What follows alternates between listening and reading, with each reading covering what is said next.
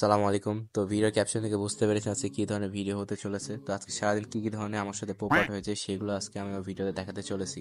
তো সকালবেলা ঘুম থেকে উঠে, সকালে না আসলে 10টার সময় ঘুম থেকে উঠেছি।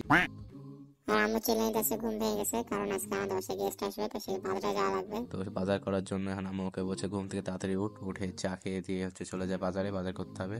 তো আমার জন্য আম্মু চা রান্না করে দেয় সকালে, কিন্তু ঠান্ডা হয়ে যায় আমি কারণ ঘুম থেকে উঠি 12টার সময়। তো সেই জন্য আমাকে নিজে থেকে ওভেনে গরম করে নিতে হয়। তো এই জন্য আমি ওভেনে দিয়ে চাটা এখন গরম করে দিলাম।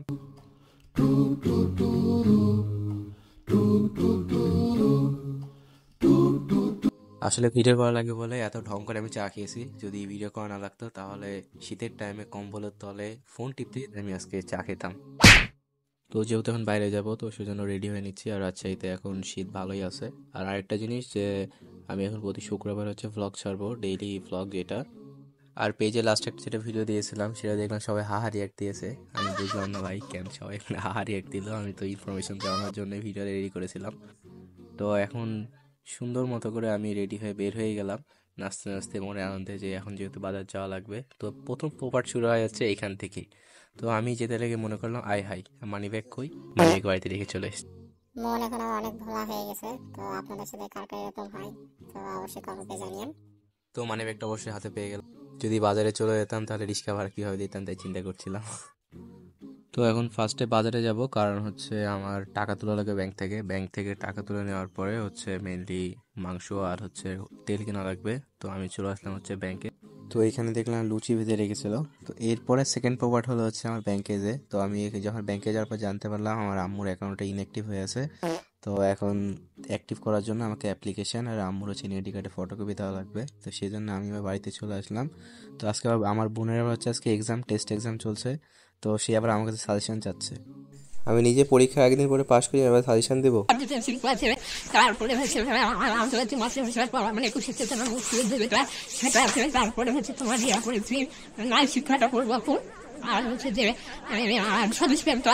আমি বলিনি তুমি সাবে সেবে সব পড়া সব পড়া করবে বলবি কোন দেবে আমি কি আগে টিচার নয়।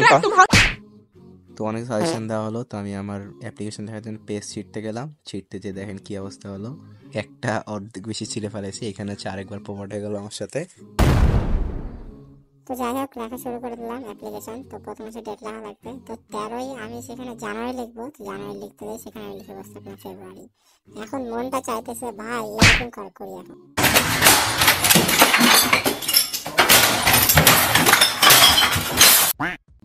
তো যাই হোক, কোনো মতো করে নতুন একটা পেজ নিয়ে সুন্দর মতো করে অ্যাপ্লিকেশন লেখা শুরু করে দিলাম এবং অ্যাপ্লিকেশন লেখা কমপ্লিট হয়ে গেল।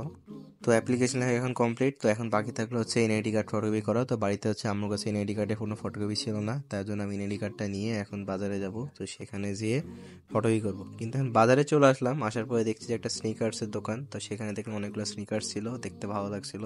কিন্তু ভাই আমি গরিব, তো এখন এই ফটোকপি দোকান খুঁজতে খুঁজতে মাথা পাগল। তো কোনো একটা জায়গাতে এসে এই ফটোকপি দোকান পেলাম। পাওয়ার পরে এখন সে বলছে ভাই ফটোকপি হবে। তো বলছে ভাই একটা হবে না, আর এখন অনেক দেরি হবে, কারণ আমার কাছে একটা ছিল। তো আমি এক চাচার দোকানে গেছিলাম, সে আমাকে বলছে যে ভাই একটা ফটোকপি হবে না, 5টা করা লাগবে। তো অবশ্যই 5টা ফটোকপি করলাম, আর সাথে সাথে টাকাও পেয়ে গেলাম। তো এবার যাইতেছি নিউ মার্কেট। তো সেখানে যে গরুর মাংস কিনবো। তো গরুর মাংস কিনতে চলে আসলাম। তো এই আঙ্কেলের দোকানে আমি আসলে এখান থেকে কিনি নিউ মার্কেটে। তো আঙ্কেলকে বললাম যে বাড়িতে গেস্ট আসবে, সুন্দর মতো করে কেটে দেন, যদি ভালো মাংস নিয়ে না যাই তাহলে আম্মু বাড়িতে যে মারবে আমাকে। তো এই জন্য উনি আবার সুন্দর মতো করে মাংস কেটে দিল আমাকে।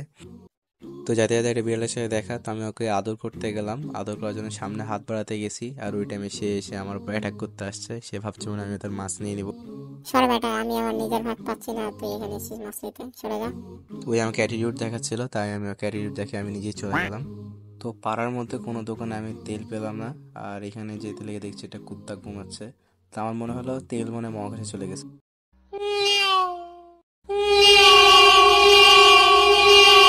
তেল আছে সবেন? তেল নাই? 5 লিটার তো হবে না। তো এরপর সামনে একটা দোকান ছিল, তো ওই দোকানে গেলাম। তো বলছে ভাই আমাদের কাছে তেল নেই, কিন্তু খোলা তেল আমরা বিক্রি করছি। তো এটা আমি বললাম বোতলে দেন। তো বলছে ভাই বোতল নেই, আমি আপনাদের পলিথিনে দিচ্ছি। তো যাই হোক, পলিথিনে তো পাওয়া গেছে, এটাই মেলা। তো এরপর বাসায় চলে আসলাম। আর বাসায় চলে আসার পর এত পরিমাণ টায়ার্ড লাগছিল যে জাস্ট নাস্তাটা করে আমি ঘুমিয়ে গেছিলাম। এত পরিমাণ ঘুমিয়েছিলাম আমি সন্ধ্যাবেলা ঘুম থেকে উঠেছি, আসলে সন্ধ্যা না বিকালবেলা ঘুম থেকে উঠেছিলাম। তো সন্ধ্যাবেলা ভাবছিলাম একটু চা খেয়ে আসি, ভালো লাগছে না বাসায়। তো এখানে লেবু চা ওদের অনেক ফেমাস, তো আমি ওর লম্বা চামচটা নিয়ে একটু নেড়ে চেড়ে দেখছিলাম, এত লম্বা চামচ দ্বারা চিনি। তারপরে কিছুক্ষণের চা রেডি হয়ে গেল, আর আমি এখানে আসলে অবশ্যই লেবু চা খাই। কিন্তু চায় চুমুক দেওয়ার পর দেখলাম যে চায় চিনি কম হয়েছে, যে আঙ্কেলকে বললাম একটু চিনি দেয়। সামনে দুইটা বাচ্চা চিনি নিতে এসছে, ওদেরও চিনি কম হয়েছে চায়ে। ওরা যে এত হার্ডকোর চিনি খায় আমি নিজেই অবাক।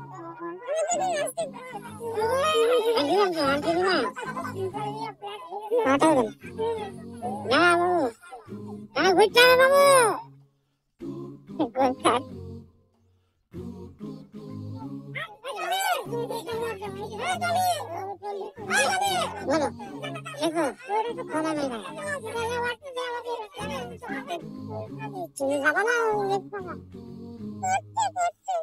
না না দেখো আস্তে আস্তে যা বলো তো চা খেয়ে দিয়ে আমি বাসার দিকে রওনা হয়ে গেলাম। তো এখন বাসার দিকে চলে আসছি, আর এখন ভালোই ঠান্ডা আছে হচ্ছে এই সন্ধ্যাবেলায়।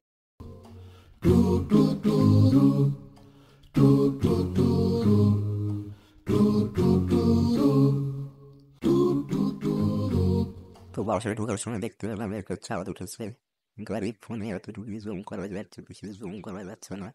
আসলে চত্বরে দেখছি এরকম, আর আপনারা দেখতে পাচ্ছেন এরকম। তো বাসায় এসে খাবার নিয়ে বসে গেলাম, সাথে ছিল মুরগির মাংস। আর গরুর মাংস আমি খাইনি, কারণ গরুর মাংস খেতে ইচ্ছা করছিল না। তাই খাওয়ার পরে ছিল হচ্ছে পায়েস, তো আমি কোনো বাটি খুঁজে পাচ্ছিলাম না, এই জন্য হচ্ছে আমি গ্লাসের ভিতর পায়েস নিয়ে নিয়েছি। তো পায়েস খেতে যে আমি ল্যাপটপটাও নিয়ে নিয়েছি ভিডিও দেখার জন্য। আমি বিছানাতেই খাই, বিছানাতেই এডিট করি, বিছানাতেই সব কিছু করি ভাই। আর ল্যাপটপটা নিয়েছি এমনি কোথায় দেখানোর জন্য, কারণ জাস্ট ভিডিও করা লাগবে তাই, আদারওয়াইজ ল্যাপটপে কিছুই করছিলাম না। তো এই ছিল আজকে ব্লগ, দেখা হবে নেক্সট ভিডিওতে। আর কেমন লাগলো আজকে আমার হুদাই ব্লগ অবশ্যই কমেন্টে জানিয়েন।